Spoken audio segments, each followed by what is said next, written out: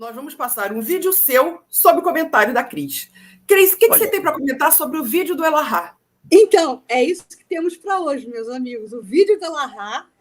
E o meu comentário vai recordar o que falamos na semana passada, né? E vínhamos falando, né, já preparando a questão toda desse inaugurar do século XIX, quando tratamos também da Revolução Francesa, que foi bastante abordada, tanto no capítulo 23 quanto no capítulo 22. E a gente falava que o século XIX ele se apresenta como um século abre alas, não foi isso, Elahá? Foi a nomenclatura, né, que a gente acabou classificando dessa forma. O século XIX foi um século abre alas, inaugurando uma nova visão de mundo com o emergir, né, com o acontecimento da ciência ganhando vigor, ganhando musculatura. E nesse ganho de musculatura e nessa sua apresentação contundente, iluminada sob o foco do iluminismo, né, do século da razão, que foi o século XVIII, do iluminismo, nós vamos ver a ciência criando um forte contraponto contra a intolerância religiosa, né? Aquela devassidão que foi a questão da Inquisição, da postura nada recomendável, muito pelo contrário, bastante condenável da Igreja Católica Apostólica Romana, né? Do Império Sacro Romano, e aí que vem da Idade Média. Então, nós vemos o século XIX rompendo várias barreiras, criando um contraponto contra a intolerância religiosa e o fanatismo, né? Então, hoje a gente resolveu inverter as coisas, o Elahá preparou um vídeo e eu fiz esse comentário para tentar aí resumir um pouco o conteúdo editorial desse vídeo, não é, senhora Jorge Elahá? É isso? Resumir bem o seu vídeo? Então é isso. O que temos para hoje, meus amigos, é o vídeo do Jorge Elahá, tá bom? Denise, é contigo. Vamos passar o vídeo? Vamos passar o vídeo de Jorge Elahá.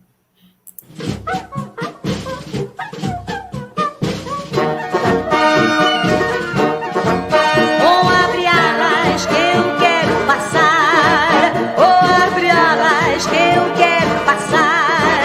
Eu sou da lira, não posso negar. Eu sou da lira, não posso negar. Abre alas que eu quero passar. Abre alas que eu quero passar.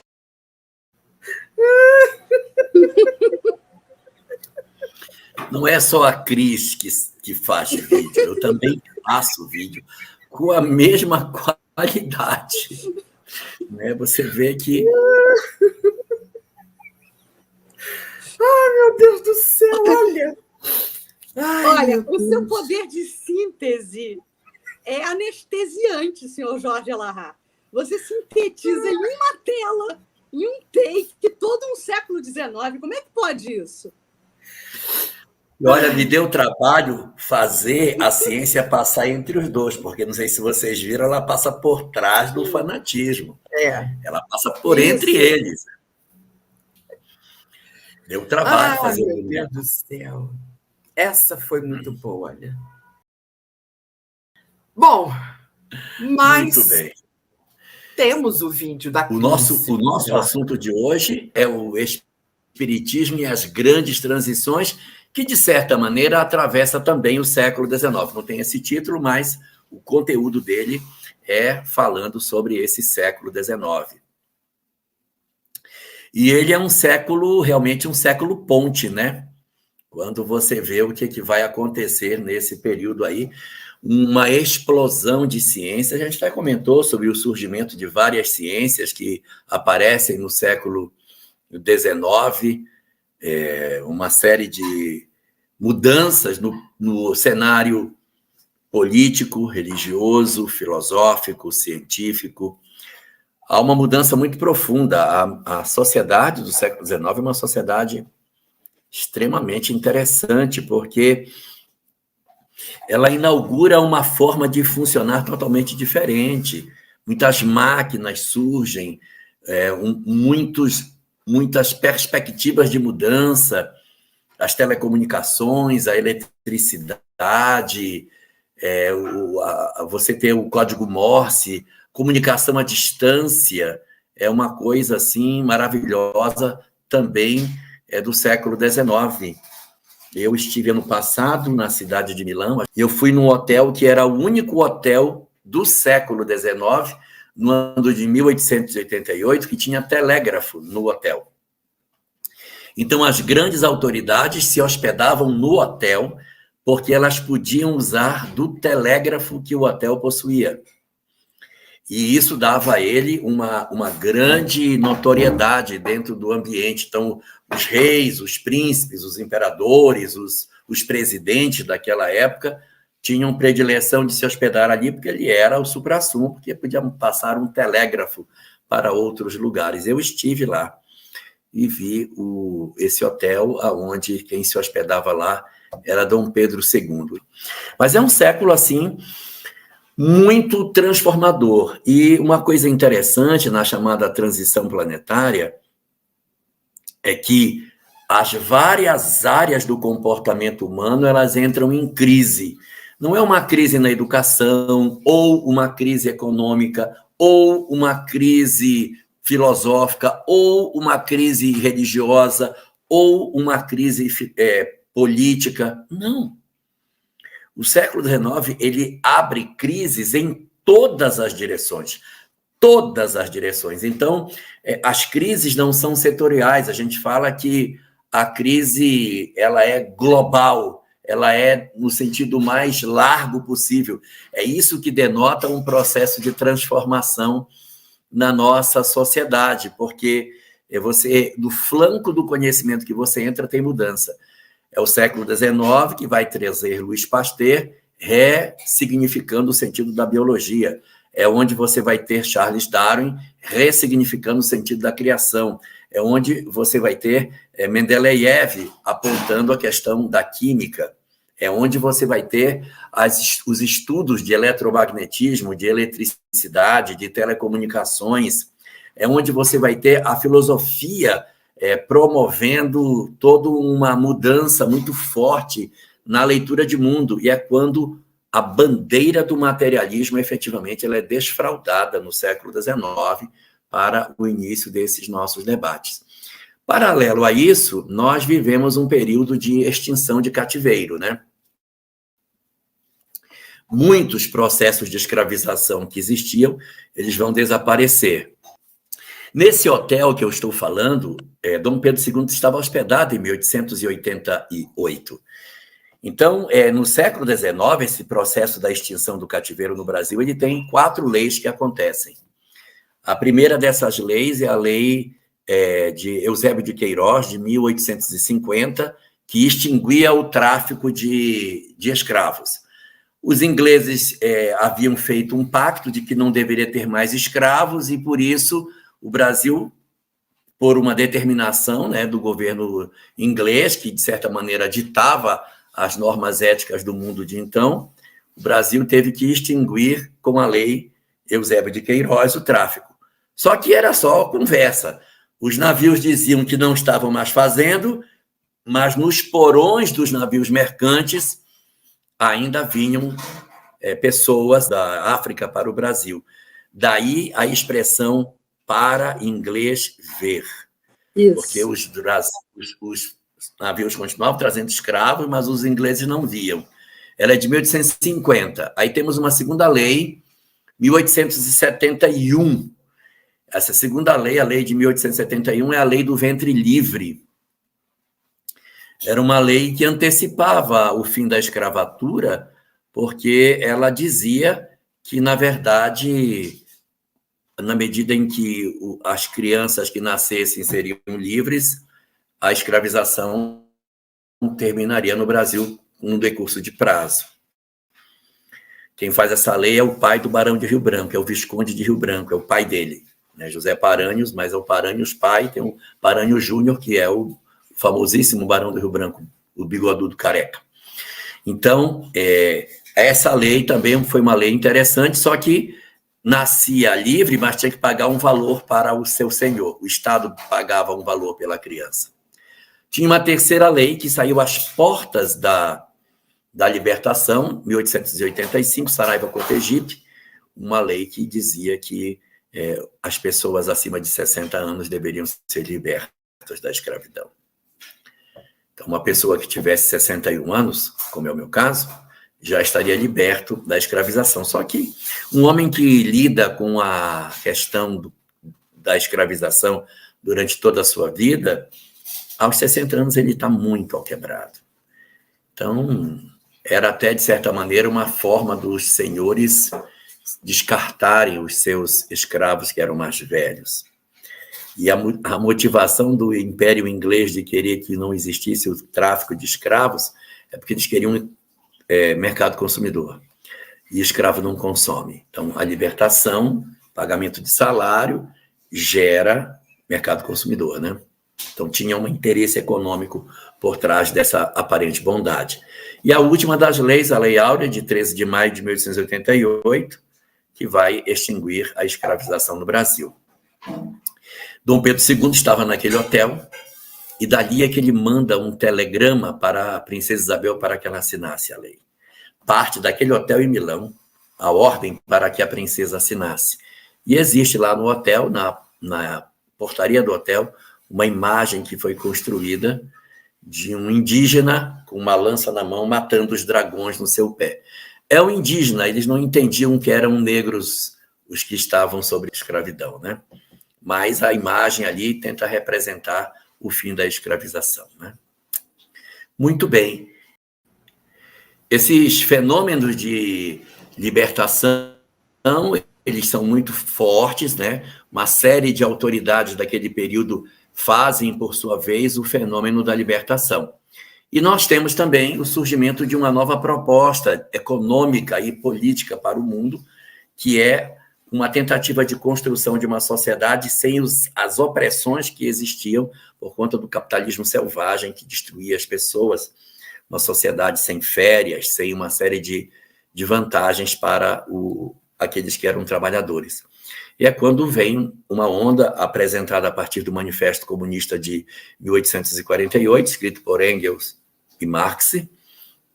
Eles produzem esse manifesto, e esse manifesto dá origem a um conjunto de mobilizações políticas para a implantação do socialismo no mundo. E aí existe a ideia, e é evidente que essa ideia ela é uma ideia interessante, que é você permitir com que todos tenham acesso a bens e direitos. Isso é louvável, é um progresso da humanidade, você não deixar ninguém à margem do caminho.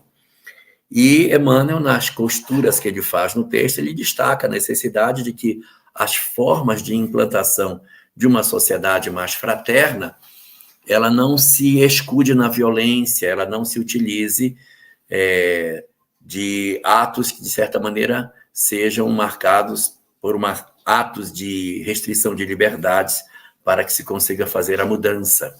A gente vai encontrar textos assemelhados na obra Socialismo e Espiritismo de Leon Denis, em que ele faz uma crítica ao século XIX e a forma como, naquele período, se tentava implantar uma sociedade mais justa. Ao longo desse tempo, não é?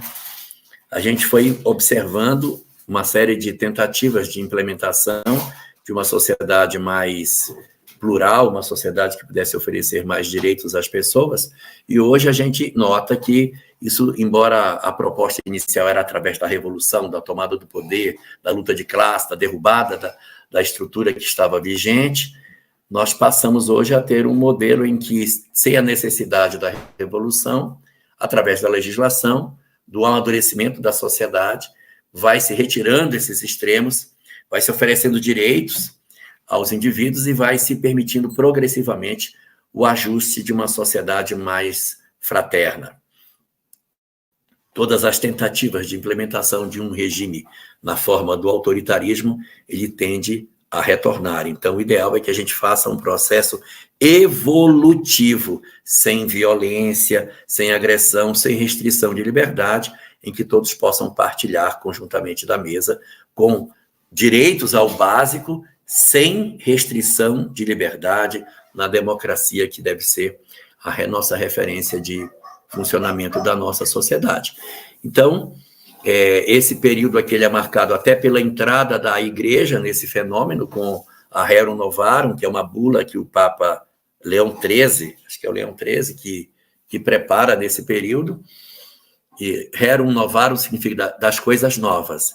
E ele faz uma discussão, o socialismo estava muito em voga na época, ele propõe o socialismo cristão, que se fizesse a partilha sem a violência, sem sangue, sem as experiências que se colheu durante a Revolução Francesa de tanta violência nesse sentido. E aí, nesse período que a gente vai ter o surgimento das novas ideologias, com o espiritismo e as outras doutrinas relacionadas, alterando esse cenário de fé cega que a gente possuía, e a implantação de uma nova sociedade mais crítica, de uma fé que se apoia na lógica, na ciência, uma vez que o modelo anterior de uma fé dogmática, uma fé rígida, que não explica, estava dando sinais de cansaço e que poderia, na verdade, tombar em função dessa necessidade do homem de encontrar resposta para aquilo que buscava. E Emmanuel, então, encerra o capítulo destacando o extraordinário contributo do Espiritismo para uma releitura do mundo e uma transformação efetiva do nosso sentido e de propósito de vida. Então aí, só para terminar, você tem uma mescla, um sopro de materialismo invadindo o mundo e um sopro de fé raciocinada disputando os espaços do ideário humano. O que vai acontecer com o sopro dessas duas forças? Só no capítulo que vem que a gente vai saber. Mas o que se deixa aqui é o seguinte: levantam-se dois grandes ventos para impulsionar a vela do barco da nossa civilização. O sopro do materialismo, que se pegasse a vela nos levaria numa direção, e o sopro do espiritualismo moderno, representado por uma série de doutrinas capitaneadas pela doutrina espírita, que nos gere efetivamente essa beleza maravilhosa de uma doutrina calçada na fé. Então, vamos ao vídeo da Cris. Depois dessa sua introdução, agora vamos ao vídeo da Cris.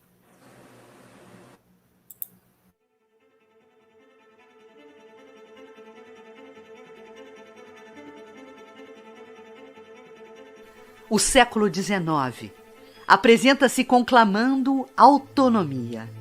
Novas concepções sociais aprimoravam o homem na busca e na prática da liberdade. O Congresso de Viena lança a semente. A partir de 1834, o parlamento inglês começa a abolir a escravidão em todas as colônias da Grã-Bretanha. No Brasil, a Lei Eusébio de Queiroz extingue o tráfico negreiro. A revolta de 1848 na França delibera a liberdade em seus territórios. Na Rússia, Alexandre II declara libertos todos os camponeses. E de 1861 a 1865, os Estados Unidos da América conquistam com sangue, lágrimas e ideias progressistas a liberdade após a luta da secessão. Na busca da ordem social perfeita, a liberdade movimenta-se em direção à igualdade. Porém, a utopia de Thomas More ou a República de Platão não conseguem execução, pois a igualdade absoluta depende igualmente das forças morais para realizar o grande milagre da elucidação de todos os espíritos. O socialismo fica estagnado no campo das ideias por ausência de práticas possíveis. lutas inglórias marcam esse período da história. A Igreja Romana, que nutria a civilização ocidental desde o seu berço, perde a legitimidade de interlocução entre a política, a economia social, o surgimento do capitalismo e os dogmas da fé. O Papa Leão XIII vem ao campo da luta com a encíclica Rerum Novarum, que em português significa das coisas novas, iniciando a sistematização do pensamento social católico. Nessa hora psicológica das grandes transformações, surge o Espiritismo como elemento de harmonização. Alento para o espírito humano ao reabilitar o cristianismo que a Igreja deturpara. Com a verdade da reencarnação, evidencia o absurdo das teorias igualitárias absolutas, enquadrando o socialismo nos postulados cristãos. Alça luminosas reflexões acerca da justiça divina e prova que a única renovação apreciável é a do homem íntimo, célula viva do organismo social. Não se engana com as utopias da igualdade em vista dos conhecimentos da lei do esforço e do trabalho individual. Condena a opressão, indicando a necessária consciência dos imperativos da solidariedade humana. Diante da defecção espiritual da Igreja Católica em 1870, quando no Concílio do Vaticano I, no pontificado de Pio IX, é decretada a infabilidade papal. Muito ao longe iam as realizações iniciadas no Império de Constantino. No século XIX, a Igreja não cuidava de outra coisa que não fosse o seu reino perecível. Na trajetória humana, novas lutas renovadoras. A Guerra Russo-Japonesa e a Primeira Grande Guerra Mundial foram pródromos de uma luta maior.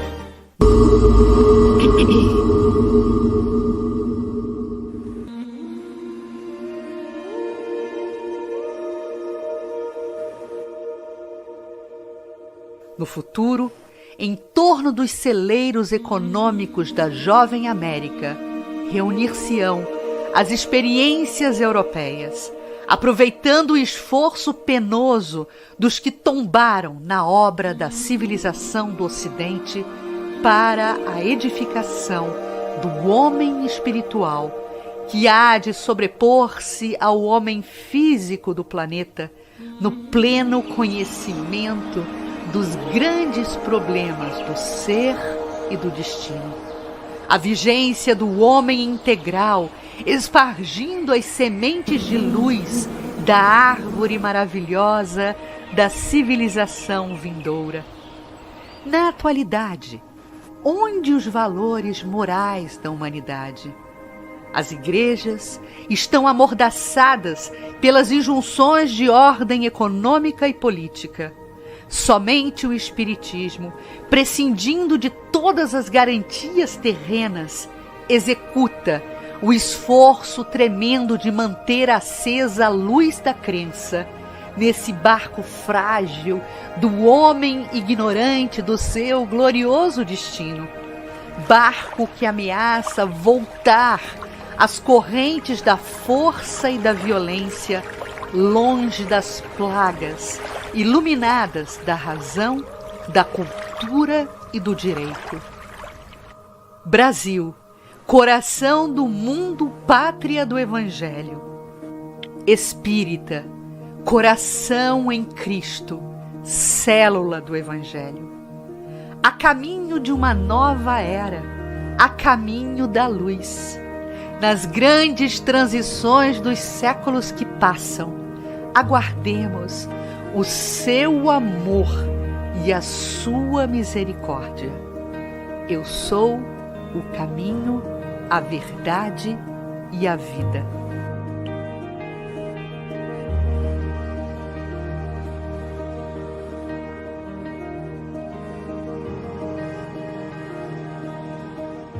Olha, o Elahá não vê o vídeo, tá, gente? O Elahá não vê o meu vídeo, só a Denise que vê, porque ela que sobe o vídeo para nossa plataforma. Não vejo o vídeo. O Elahá não viu.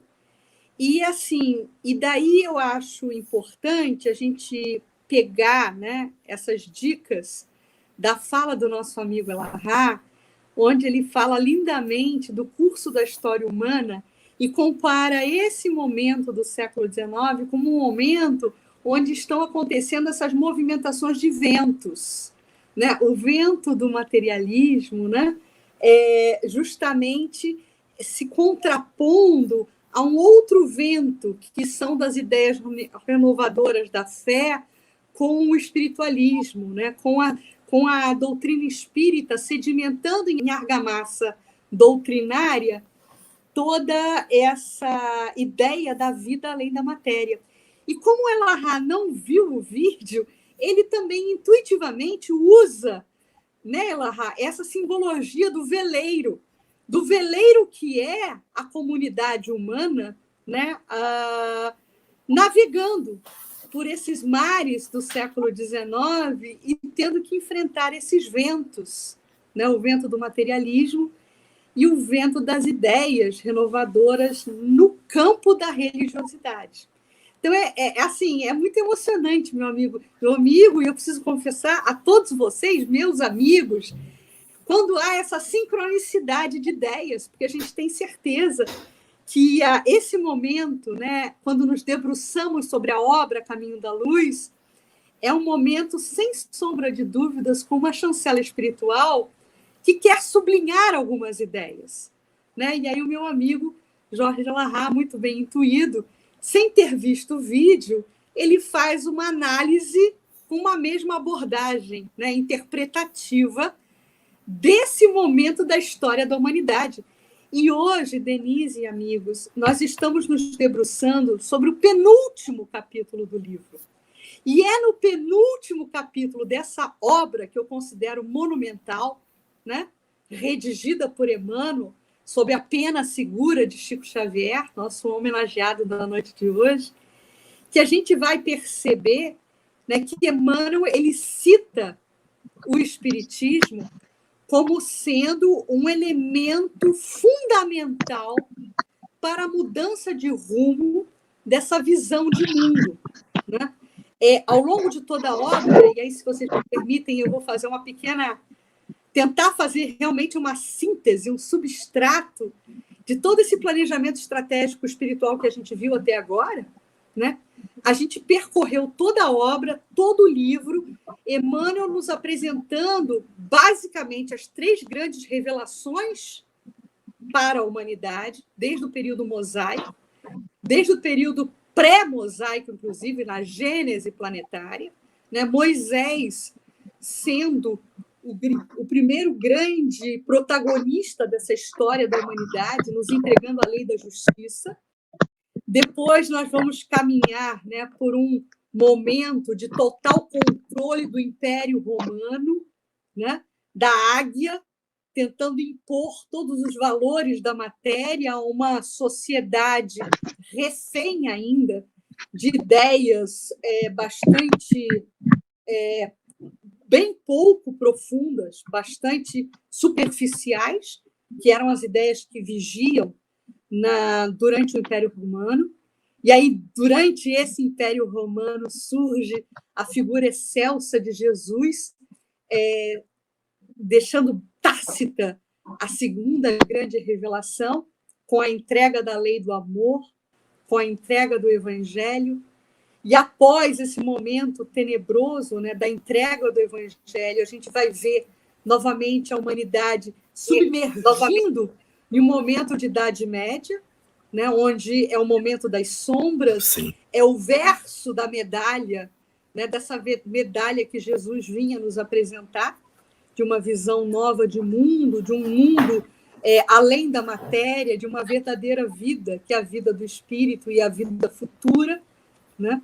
E agora nós estamos entrando no século XIX, onde Emmanuel atesta nesse capítulo de hoje, que é o século de um novo momento psicológico da humanidade.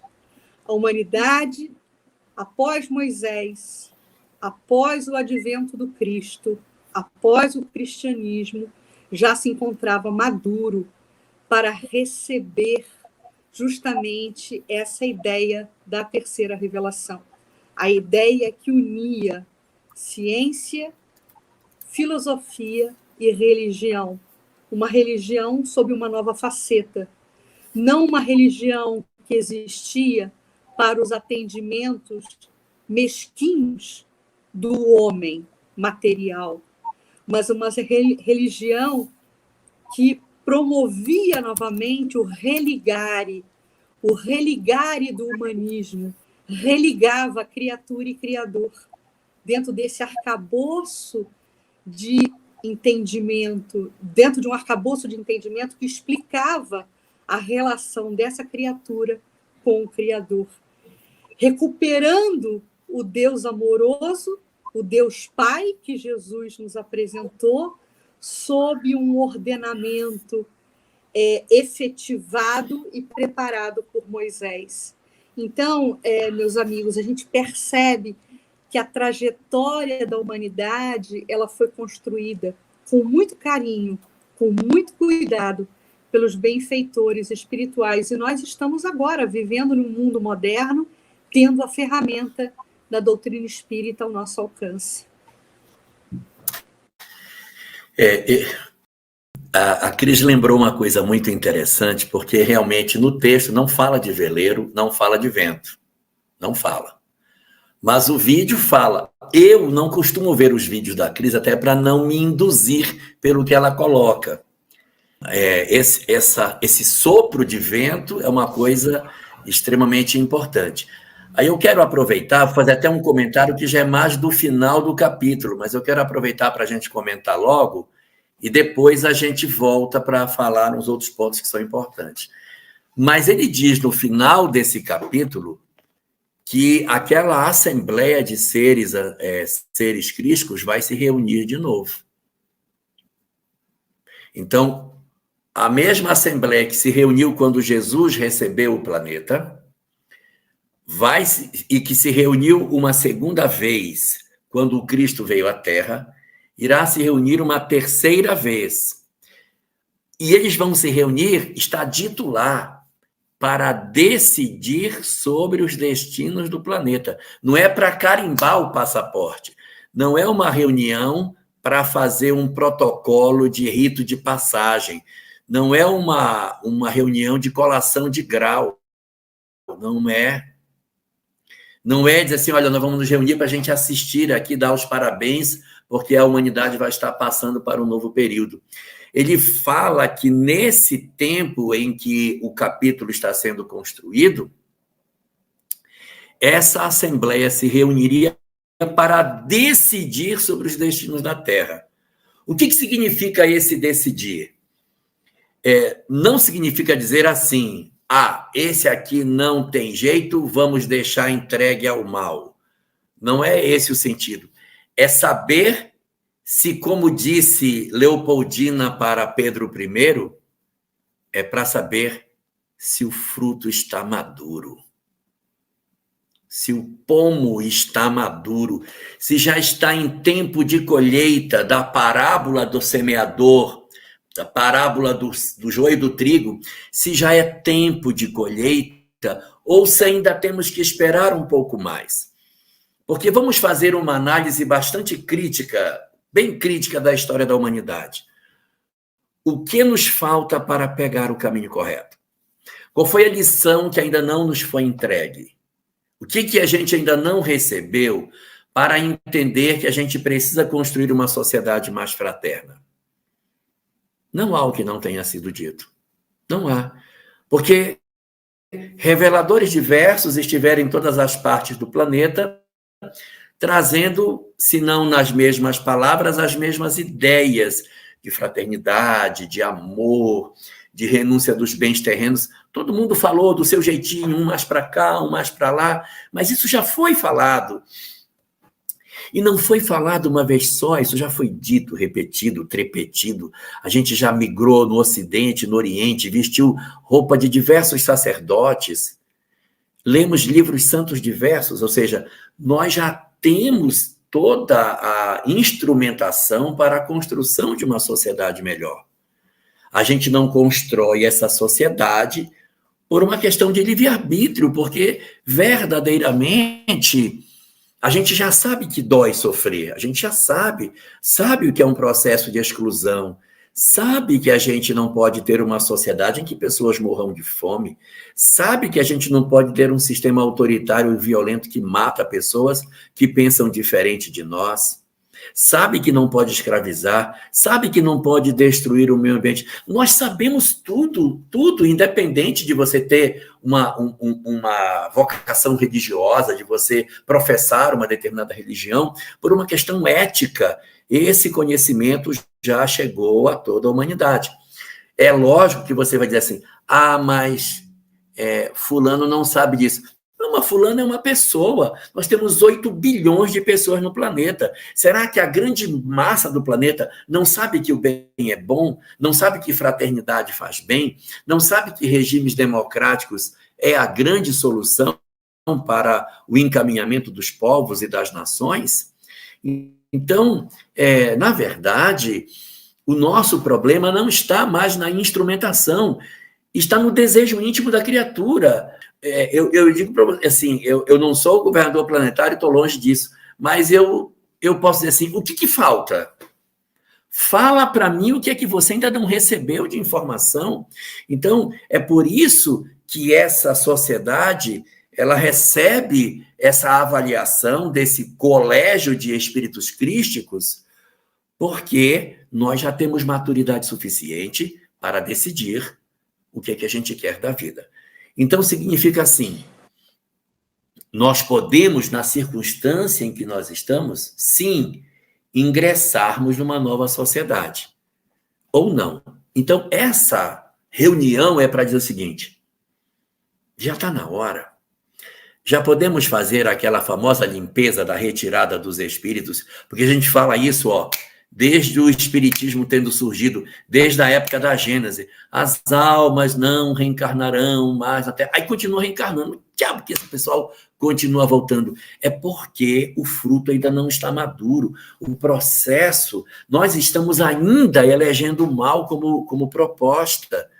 Nós estamos ainda elegendo o mal. Nós temos a possibilidade de eleger entre um caminho e o outro, e nós, deliberadamente, não é de dizer que estamos sendo forçados, o nosso livre-arbítrio nos empurra na direção do desamor.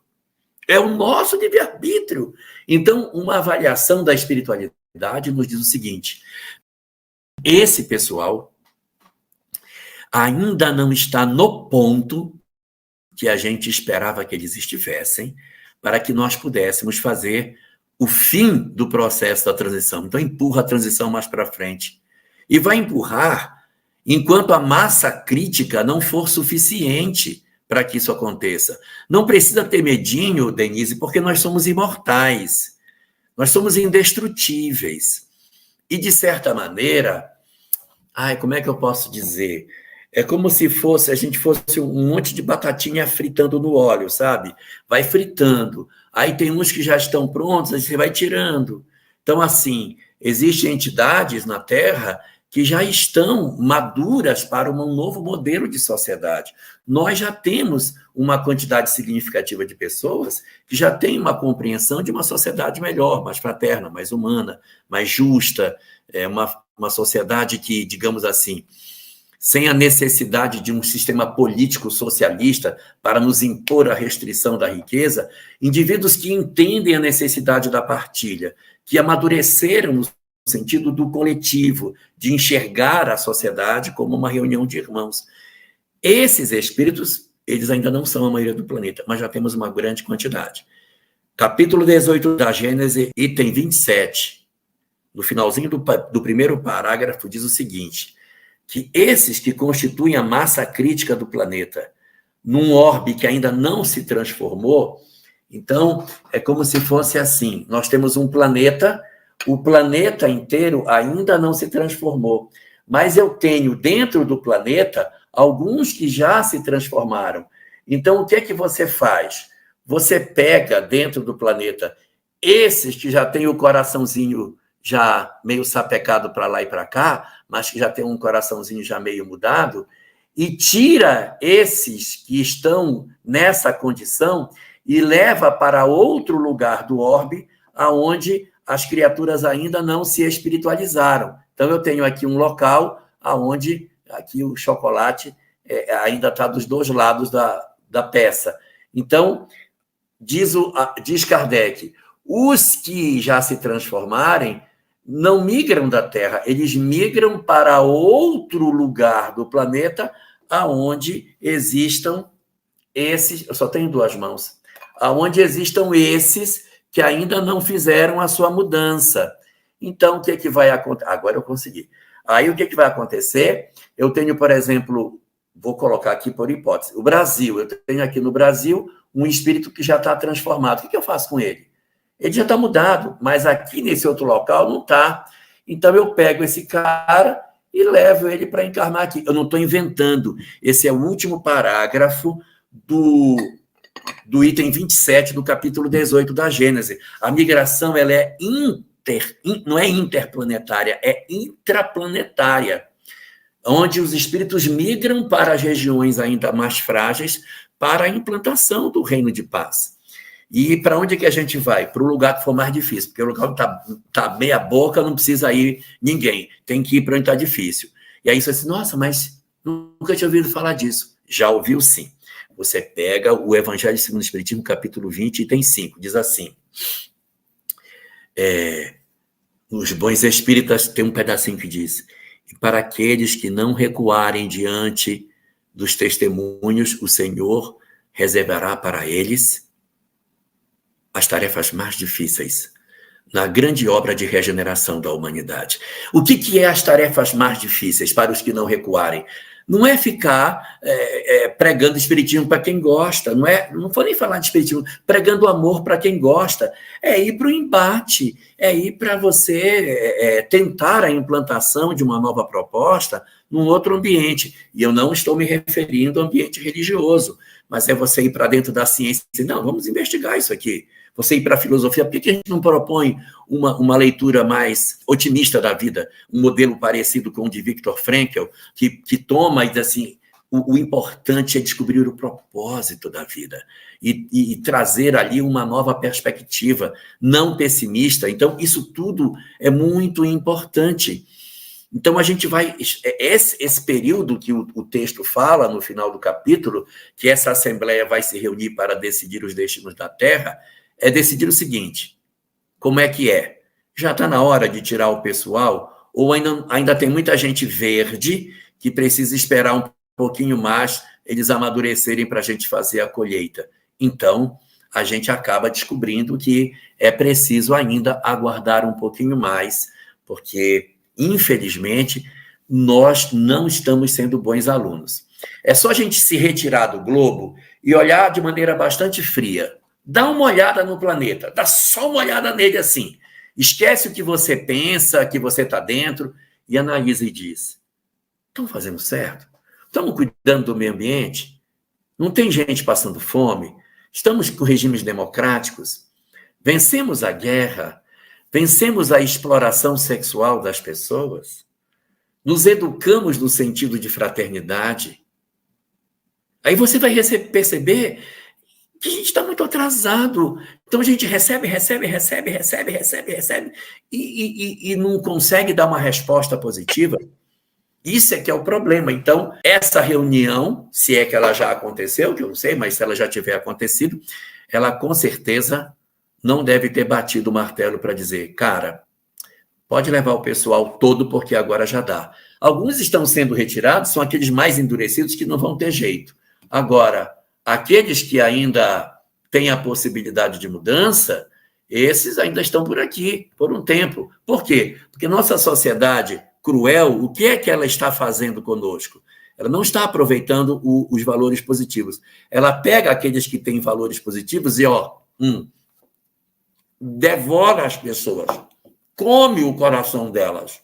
Então, é por isso que a gente não consegue a mudança. Aí tem um pessoal marcando data para 2057, para não sei o quê. Não marque data. Tem o livre-arbítrio humano. Elahá e Denise, eu arrisco dizer que se essa reunião,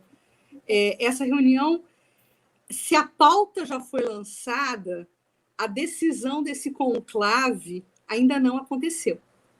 E a gente percebe isso de uma forma muito clara quando realmente a gente se debruça sobre todos esses elementos que o capítulo apresenta. Porque, inclusive, nesse capítulo, Emmanuel cria um subtítulo que é a defecção da Igreja Católica. E eu gostaria até de colocar um pouquinho de luz sobre essa abordagem que Emmanuel faz.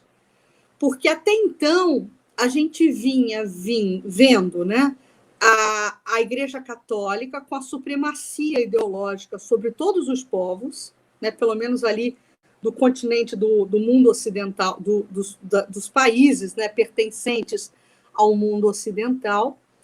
E a gente vai ver que essa defecção, como Emmanuel coloca, acontece no ano de 1870, quando as lideranças da Igreja Católica resolvem declarar, né, a infabilidade do Papa, né, do líder máximo daquela estrutura. E aí Emmanuel é muito taxativo e é muito contundente quando ele fala que essa decisão traduz a miopia desse grupo. Traduz essa miopia. Porque a igreja acaba dando, nesse momento, um tiro no pé.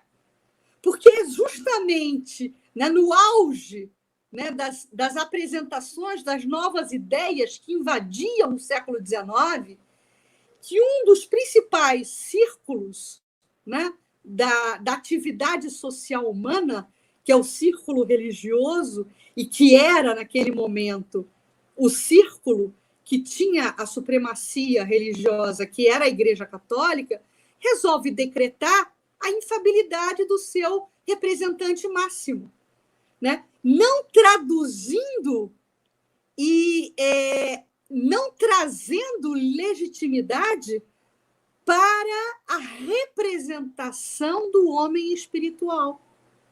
Porque era uma igreja que notoriamente vinha, desde a Idade Média, atendendo aos apelos materiais, aos interesses mundanos, aos acordos irregulares, né? Então, a religião ela fica desacreditada nesse momento.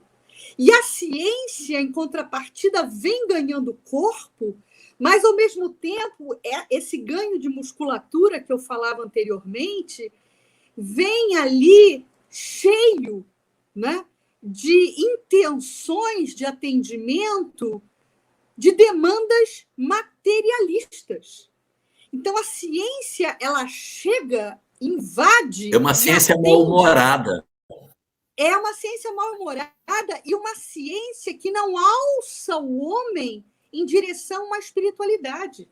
É uma ciência, muito pelo contrário, que provoca o apartamento, que provoca o distanciamento do homem dessa sua relação com o Criador, dessa sua relação com Deus. E a fissura entre ciência e religião vai aprofundando cada vez mais. E daí a importância, nesse grave momento psicológico, que eu adoro essa expressão que Emmanuel se utiliza para traduzir, né, o clímax desse século XIX, esse grave problema, esse momento grave psicológico que a humanidade passava, que é utilizado pelos planos celestiais para a apresentação de um terceiro caminho, de um caminho do meio, né, que vai recuperar toda a moral do Cristo e que nos é ofertado como terceira revelação, como doutrina dos espíritos.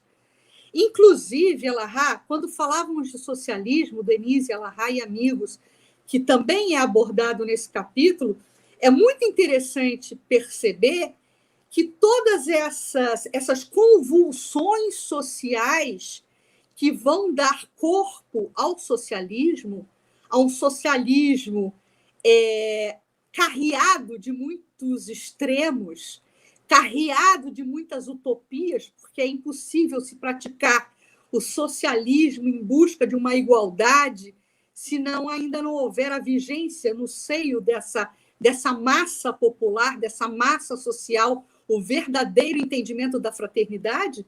Não haverá igualdade sem o exercício da liberdade e sem o exercício da fraternidade. A igualdade fica na utopia. Então, é essa crítica que Emmanuel faz ao socialismo, que o socialismo cai no extremo de querer botar a goela dentro uma vigência de uma prática que ela é utópica, né? E aí, nesse momento do socialismo, quando ele se apresenta enquanto movimento social equivocado por conta do método que utiliza, ao mesmo tempo, na balança, né, desse recorte histórico, acontece a apresentação de uma doutrina dos espíritos. Eu sempre gosto de falar isso, porque a doutrina espírita ela é coletiva. A doutrina espírita ela não parte da mente de um espírito. Ela é uma congregação de esforços. Ela é plural. Aí sim, temos a vigência do verdadeiro socialismo. Aí sim, temos a vigência da verdadeira ação conjugada. E a doutrina espírita surge ensinando o método. Kardec foi o codificador. A doutrina espírita não saiu da cabeça de Kardec. Ele foi um grande mensageiro desse grandioso trabalho de equipe, que é a doutrina dos espíritos, plural. É todo mundo trabalhando junto, tentando erguer a mesma bandeira de luz para clarear as nossas realidades. Eu queria trazer aqui uma contribuição sobre a questão da infalibilidade papal. O que é a infalibilidade papal? É uma declaração emitida pelo Papa Pio IX, ou seja, ele é a representação da verdade. E isso vai se conectar com uma informação que o Emmanuel mesmo passou lá atrás. Mas como vocês dormem durante a live, vocês não vão lembrar. Mas houve um período em que ele falou de 42 meses, que é o período no qual a besta dominaria o mundo. São 42 meses, e esses 42 meses são convertidos em meses de dias que são anos. Então, são 42 vezes 30, dá 1.260 anos. O ano de início desses 1.260 anos é o ano 610, que é quando o imperador Focas, ele é, na verdade, dominado pelo... O poder papal é dominado pelo imperador Focas. Então, a igreja fica totalmente à mercê desse processo de dominação temporal, né? E ela vai terminar em 1870, quando a igreja vai declarar a infalibilidade papal. É quando Emmanuel diz, é de 610 a 1870, fazendo as contas da 1.260 anos, que são os 42 meses. E isso vai encaixar na profecia que está no Apocalipse, que foi feita 6 séculos antes, quando João Evangelista produziu esse texto. E aí a gente vai perceber o seguinte: a igreja do século XIX, ela se reinventa. Se a igreja tivesse ficado com o padrão do século XIX, ela não teria estado no século XX. Então nós temos esse concílio, que é o Vaticano I, que é um concílio que vai fazer uma série de reflexões, mas a gente vai ter, em 1963, o Concílio Vaticano II, já na mão do nosso queridíssimo João XXIII, que é o concílio que vai dar um hausto de vida para a igreja, porque é quando o padre tira a batina, é quando ele passa a rezar a missa em português, ele se vira de frente para a nave da igreja, porque ele rezava de costa, de frente para o, acho que é santuário que chama? O altar. Altar. Isso, o altar. Então, o padre rezava em latim de costa para a nave da igreja, de frente para o altar. Quando veio o Concílio Vaticano II, então o padre tira a batina, vira de frente, fala em português e são criadas as comunidades eclesiais de base. A pastoral da saúde, pastoral da criança, pastoral do idoso, que é nós temos que reconhecer, é uma mudança visceral na igreja, porque ela é uma instituição multimilenar que ela dá um cavalo de pau na sua própria estrutura para sobreviver. Então, ela tem sobrevida em função desse rearranjo que é feito no Concílio Vaticano II. E aí é o ostensório que não podia dar as costas. E aí acontece essa mudança que foi muito importante para a sobrevivência da igreja no ambiente onde nós vivemos. Então, a gente não vive mais a história da religião do século XIX. Quando a gente pega o livro O Céu e o Inferno, tem lá no capítulo O Inferno, tem um discurso de um padre dizendo como é que é o sofrimento no inferno, como é o caldeirão, como é que os diabinhos espetam as pessoas. Aquilo era o discurso, a homilia do padre era essa. Hoje você não encontra um padre para fazer uma homilia desse tipo, para dizer que tem um caldeirão, as almas ficam tudo dentro, o cara espetando.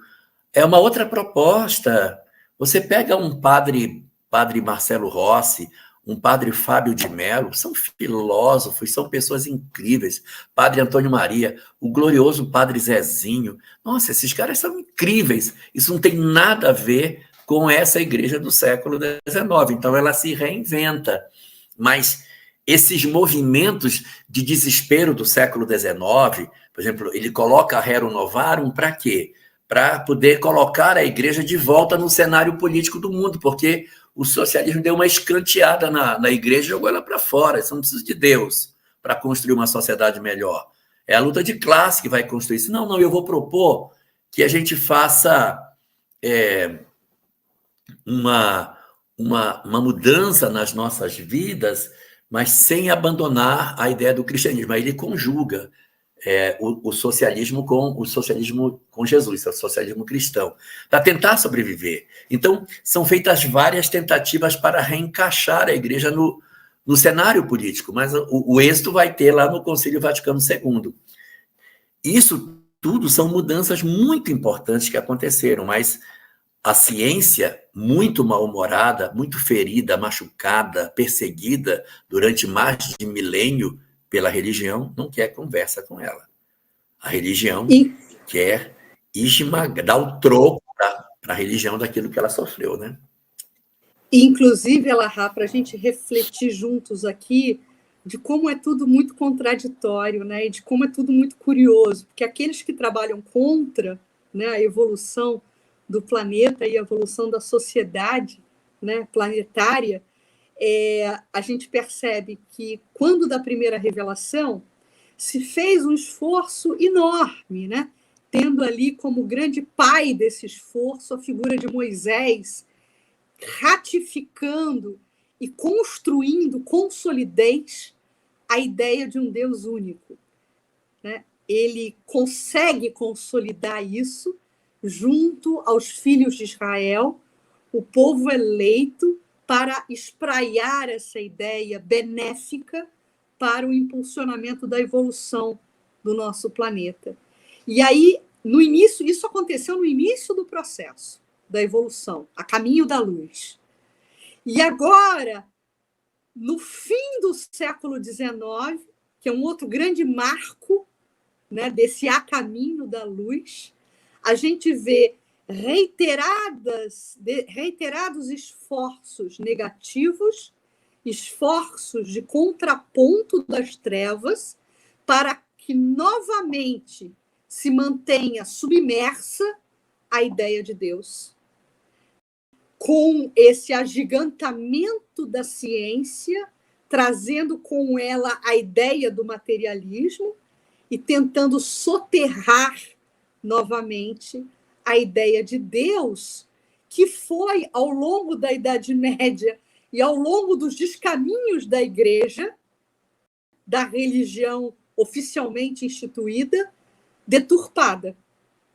Então, por muito pouco, se não fosse o emergir desses novos ciclos de pensamento filosóficos, do espiritualismo moderno, da doutrina espírita, no fim do século XIX, pelo menos na segunda metade do século XIX, talvez a humanidade tivesse sucumbido novamente a um segundo momento de soterramento da ideia de Deus.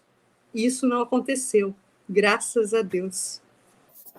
Eu diria que o século XIX foi um século que teve muito solavanco na humanidade. O barco balançou bastante, porque nós poderíamos ter tomado direções as mais diferentes possíveis. Nós poderíamos ter ingressado numa sociedade mais espiritualizada, é verdade. Não ingressamos. Mas ingressamos numa sociedade mais científica, isso é verdade. Vivemos uma mudança muito grande de muitas coisas, mas a gente não fez boas opções. Então, o fato de nós termos hoje um adoecimento muito grande da nossa sociedade é um indicativo de que a gente aprumou a vela no rumo errado.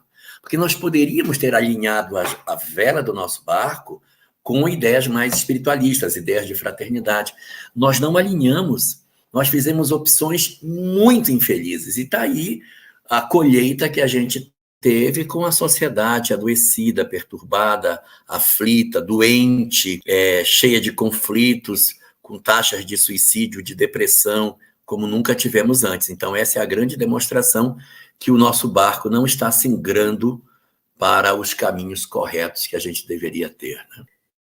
Senhor, nós te agradecemos a oportunidade de podermos estar em contato com a história da humanidade, iluminada pelas luzes dos imortais. Os nossos corações se sentem profundamente tocados a partir do momento em que tu nos ofereces o dom de percebermos a mão invisível do amor, guiando os caminhos da nossa humanidade para que encontremos o destino feliz de todos nós.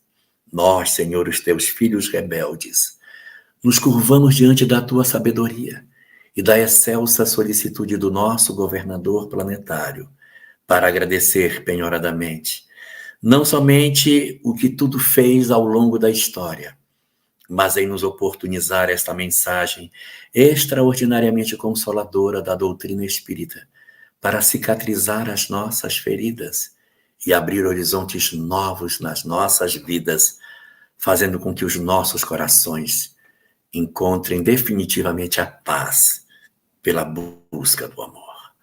Nós te rendemos graças, Senhor, por tudo isso e te pedimos que nos abençoes e que guardes os nossos corações na tua doce e encantadora paz. Muito obrigado, Senhor.